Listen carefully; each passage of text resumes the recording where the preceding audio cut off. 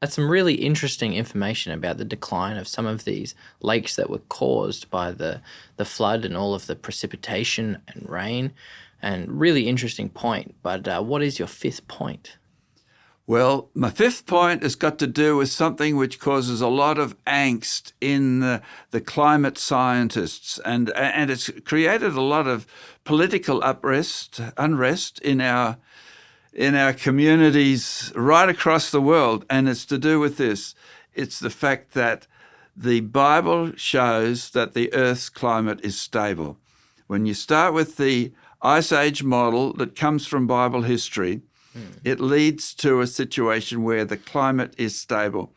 And so the global flood was a huge upset, a huge upheaval on the Earth. You couldn't really call it a perturbation, but it was a pushing it away from some sort of normal situation.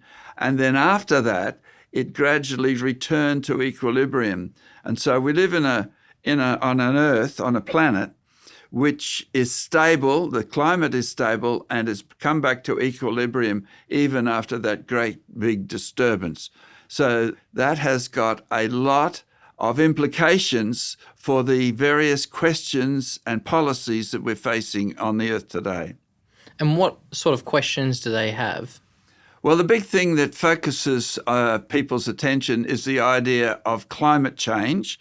And I've mentioned about the fact that the models of the climate that geologists and climatologists have who don't believe in Noah's flood and don't have an explanation for this great big disturbance after the flood, their models, they've built into them an instability. So their models are inherently unstable. And so that's what causes the panic. That's what causes their alarm, is that they think that just a little bit of change, maybe a temperature of a degree or two, is going to tip the Earth over an edge, and it's going to go into sort of irrecoverable situation where, forests die off and where the temperature increases, the ice caps melt, and the sea levels rise. And it just goes on and on. Cyclones and hurricanes are going to go out of control. There'll be more wildfires. And so this alarm that comes from their models, which are inherently unstable, is causing alarm amongst all sorts of people on the Earth.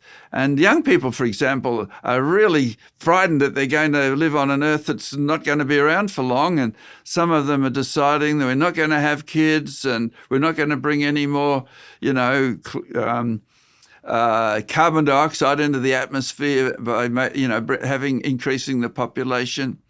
And there's also policies to reduce world population. So the particular model of the unstable Earth is driving a lot of really quite scary policies on the Earth. Net zero is one, which is affecting the economics of a lot of countries. And net zero is the idea that we're going to reach a position where any carbon dioxide that is put into the atmosphere in a year is going to be offset by something else which is going to offset that increase. And so the effect will be net zero.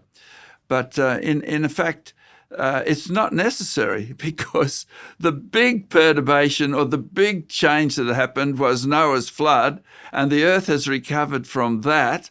And so some more carbon dioxide is not going to make such a huge difference.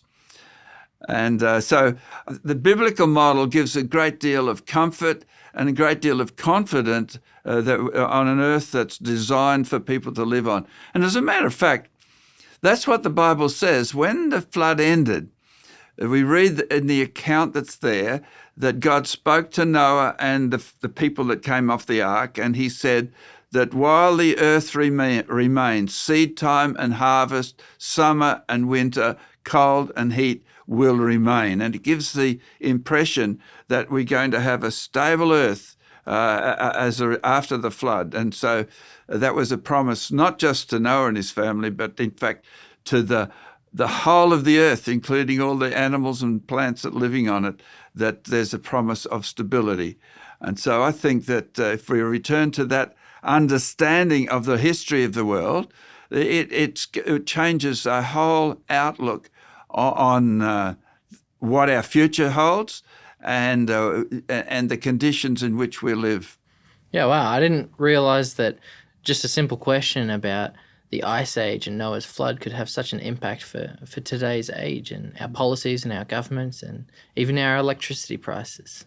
Even our electricity prices, that's right. So, Tas, you've given us a few reasons why we can be confident in the biblical history account.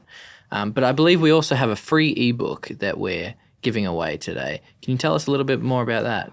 Yes, we have a free ebook. It's called the Creation Answers book. Let me show you. This is what it looks like. But of course, when you get it an ebook, it's a little bit different from that. But it covers a lot of questions in it, like did meteorites kill the dinosaurs is one of them. What caused the Ice Age? As a matter of fact, there's a whole chapter on the Ice Age in this Answers book. Great. What happens is that people have got the same questions. There might be people listening to this interview and a lot of questions have come up in their mind. Well, this is where they can get answers. It can clear away the fog. It can take away the confusion, can give them confidence and answers. So maybe some of those niggling things which they think it seems very strange, but when you read the Answers book and see all the scientific evidence, you find that it makes good sense and it gives you confidence that you can trust the Bible and it makes sense of your life. And I believe we're going to make that ebook available for free. That's right. So if you click the link below, you can access the ebook. Thanks for talking to us, Tas. Thanks, Matt.